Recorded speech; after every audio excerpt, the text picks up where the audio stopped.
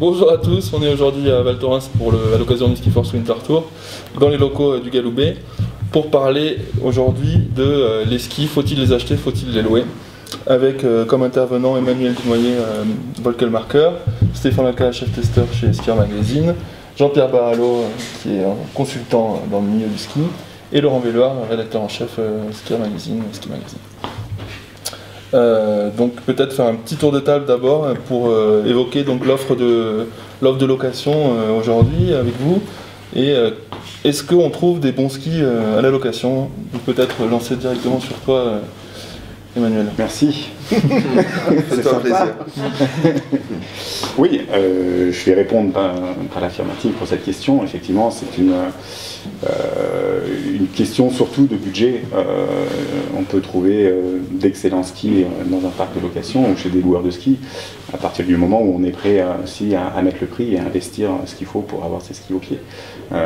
Il y a toutes les gammes, tout est présent. Et comme pour beaucoup de choses, tout a un prix, et à partir du moment où on veut quelque chose de qualité, il faut mettre le prix qu'il faut pour l'avoir. Laurent, ça coûte cher aujourd'hui de louer des bons skis?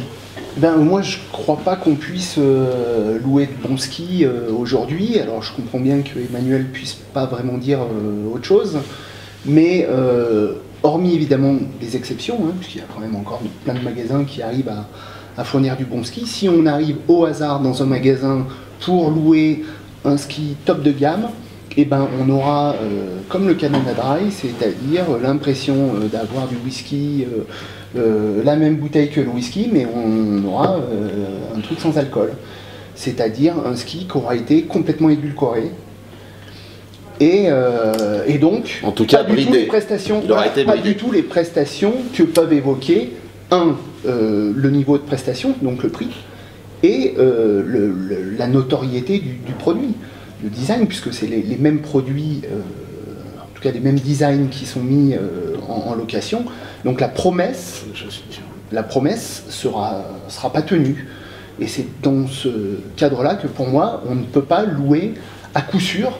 Voilà, disons, à coup sûr, on ne peut pas louer des skis de très haut niveau aujourd'hui en France.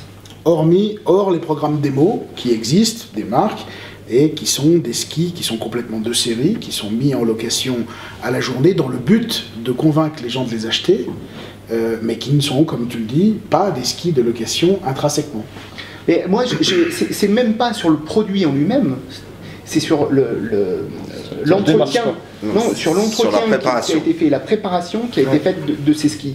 C'est-à-dire qu'on s'est aperçu que tous les skis aujourd'hui haut de gamme, donc qui sont faits pour tailler une courbe en entrée, de l'entrée à la sortie du virage, aujourd'hui sont traités en machine par paquet de 100, et on tombe l'écart en spatule et en talon. Résultat des courses, on retombe 15 ans en arrière avec un ski droit qui fait que pivoter, mais c'est impossible de rentrer en spatule. Voilà, pourquoi? Alors pourquoi? Pas parce que les magasins sont des voleurs ou des mécréants, pas du tout. Simplement parce que les gens veulent louer des skis haut de gamme, avoir la promesse d'un ski haut de gamme, mais non, voilà, veulent de la facilité, surtout pas être fatigués, et puis probablement qu'ils ne peuvent pas tous tailler des courbes de A à Z.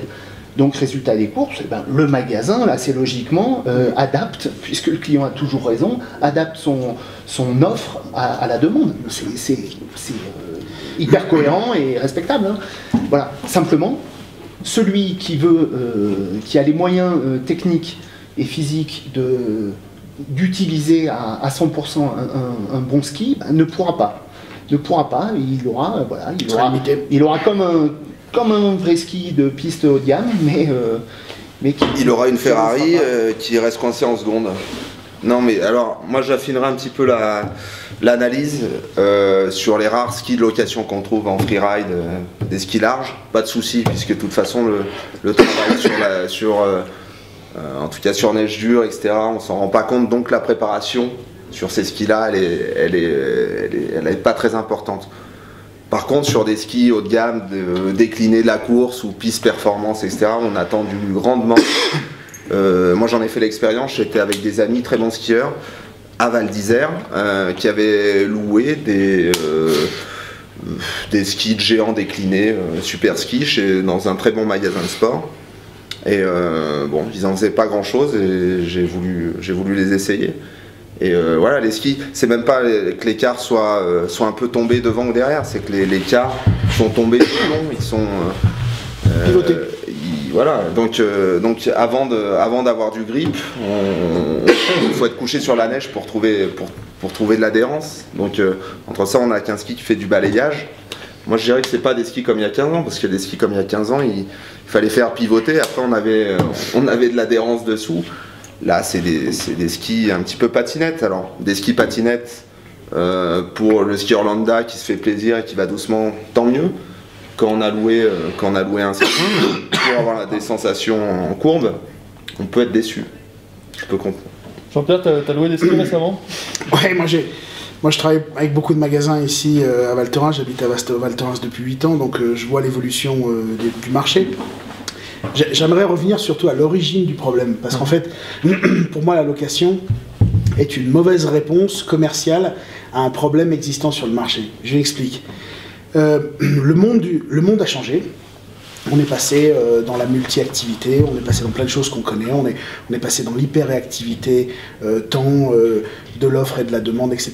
Et j'ai l'impression que l'industrie du ski ne s'est absolument pas adaptée à ça. C'est-à-dire qu'on vend des skis exactement de la même manière qu'on le faisait dans les années 60. J'ai un type de skieur, j'ai un ski, je l'ai fabriqué pour lui, il l'achète pas, etc. Et pour moi, aujourd'hui, on ne peut pas demander à un skieur de faire une mono-activité parce qu'ils ont envie de faire plein de choses différentes. Et donc, il y a forcément un frein financier à la multipropriété des skis.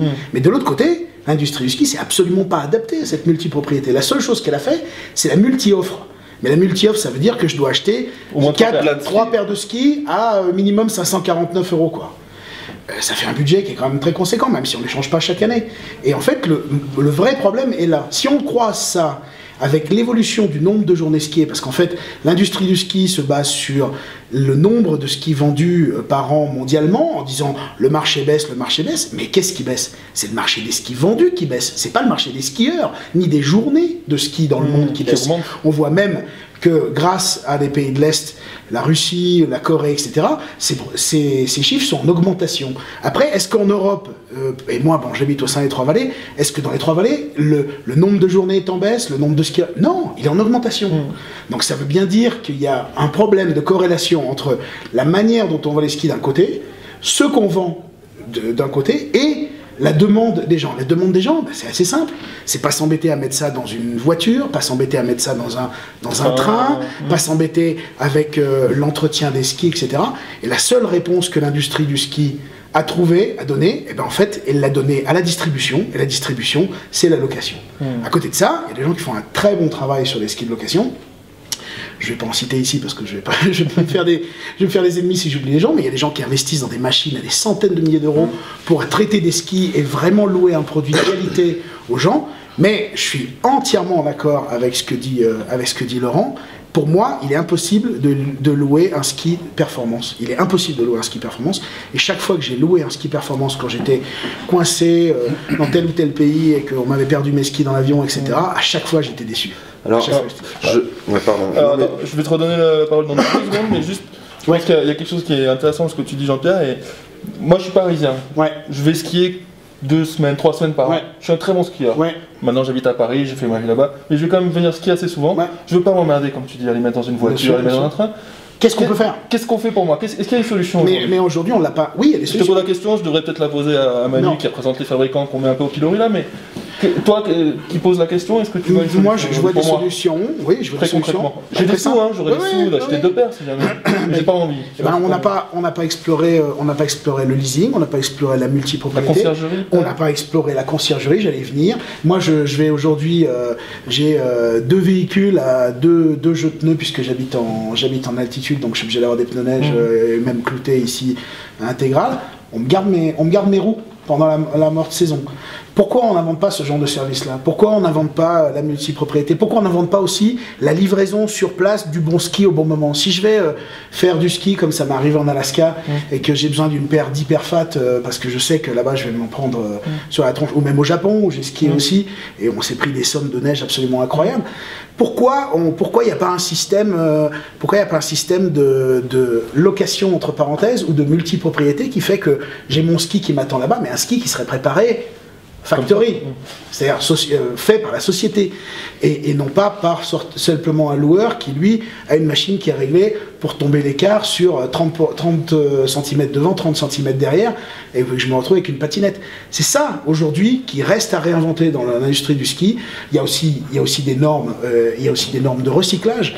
J'en ai beaucoup parlé avec les entreprises pour qui je travaillais. Aujourd'hui, c'est impossible de voir des gens qui vont dans les stations à la fin de saison, qui rachètent tous les parcs de location et qui revendent ça à 30 € en ville. Ça tue le marché. Et ça, j'arrive pas à comprendre pourquoi l'industrie du ski a pas décidé de casser ce genre de choses-là en disant on reprend ces skis-là. S'il y a une garantie de reprise et que nous on les démonte, on les recycle, voilà, on les consigne, etc., on se retrouve avec un marché qui est beaucoup plus clair. Et aujourd'hui, le marché est hyper pollué par des centaines de milliers, peut-être même des millions de paires, qui sont des paires à maximum 100 € que les gens achètent parce qu'ils se disent de toutes les façons je vais skier qu'une fois tous les 15 jours, et, etc. Et on ne leur donne pas la joie de skier sur un ski qui serait adéquat à leur performance et préparé en adéquation. Pour moi, c'est une question existentielle des fabricants de ski aujourd'hui. Pour vous donner un exemple, je finis juste, en 2002, il y avait 7 millions de paires vendus dans le monde. Aujourd'hui, on est à 3,7 millions. Pourquoi, dans 10 ans, on ne serait pas à 1,8 million de paires? Il n'y a aucune équation et aucun modèle qui nous montre le contraire. Il faut arrêter, il faut se dire, il faut qu'on arrête de faire... On vend pas bien. Si on vendait bien avec le même nombre de skieurs, on serait encore à 7 millions de paires minimum. On n'y est pas. Ça veut dire qu'il y a un problème. C'est arithmétique. C'est exactement ça. C'est arithmétique. Manu, je crois que clairement, tu représentes ici à cette table les fabricants et que Jean-Pierre a, je pense, assez justement mis au pilori. Mais il n'a pas répondu à ma question. Je représente effectivement les fabricants, mais je représente aussi et surtout Volcal, qui est une marque, on va dire, positionnée plus sur du milieu haut de gamme. Et quand on prend l'évolution de notre marque, il s'avère, et c'est très clair, en tout cas pour cette saison, que le panier moyen des skis que l'on vend destinés à la location ne fait qu'augmenter. Et on retrouve ça également aussi dans le marché de la chaussure de ski quand on se retrouve en réunion au niveau de l'industrie. Globalement, le panier moyen augmente pour les prix et pour les produits qui sont destinés à la location. Ça veut dire quoi? Ça veut dire que aussi le détaillant ou le loueur de ski veut proposer des produits qui soient plus qualitatifs à ses clients parce que eux ont aussi de plus en plus des degrés d'exigence et qui fait qu'il faut répondre à cette demande-là. Alors, je ne parle pas pour la globalité du marché, je parle essentiellement pour ma marque, où le constat, il est très clair. Mais c'est l'histoire un peu en voiture, on va dire, des réplicas. C'est-à-dire, toi, tu lui fournis, Volcal, des skis de qualité, plutôt moyen haut de gamme, voire plutôt haut de gamme, en tout cas pour le marché français. Bonne image, bref, tu vois, très bon ski, etc. Néanmoins, si tu as ces skis en location, mais avec l'écart tombé, est-ce que c'est pas comme en voiture si tu loues une Porsche, mais à l'intérieur, on t'a mis un moteur de 4L. Donc, moi, je loue ce ski-là. Je me dis, Volcal, bonne image, performant, très bien, super. Non, c'est quand même un moteur de 4L. Est-ce que cette gestion, c'est-à-dire le fait d'avoir un produit image, appelons-le image, en tout cas un produit haut de gamme, qui finalement, t'es pas sûr des prestations qu'il va pouvoir délivrer, et donc d'embrouiller ou pas l'image de la marque, est-ce que ça, c'est bien pour toi, fabricant? Ouais, c'est une question qui est effectivement aussi préoccupante. Ouais, mais malheureusement, j'ai pas d'élément de réponse à ça. C'est quelque chose qui nous échappe. C'est pas nous qui maîtrisons ça, la gestion de des skis que l'on vend. Après, voilà, pour répondre à cette question-là, il y a des possibilités qui existent. d'avoir des bons produits qui sont préparés correctement au sein des loueurs de ski. Et où il y a un listing, il y a un fichier, il y a quelque chose. Disons qu'on les connaît, ils sont identifiés. Plus vous faites des formations aussi. Ils font des formations, ils investissent aussi dans le matériel adéquat et ils font en fonction des produits qu'ils ont, de l'entretien qu'il faut. Et après, il reste quand même une part importante de skis vendus qui sont destinés aux personnes qui veulent acheter une paire de skis parce qu'eux veulent avoir le matériel préparé comme ils l'entendent et qui répondent exactement à l'exigence qu'ils en veulent. Et heureusement qu'ils existent encore. On n'est pas non plus parti sur du 98% de notre production qui est c'est quoi puisque tu parles de chiffres, c'est quoi à peu près les chiffres? C'est assez variable, hein. Chaque marque est plus ou moins. Mais en gros, sur le marché, les gens qui louent par rapport aux gens qui achètent. Voilà, c'est assez difficile à dire, je pense que c'est dans l'ordre de 60%. C'est Jean-Pierre.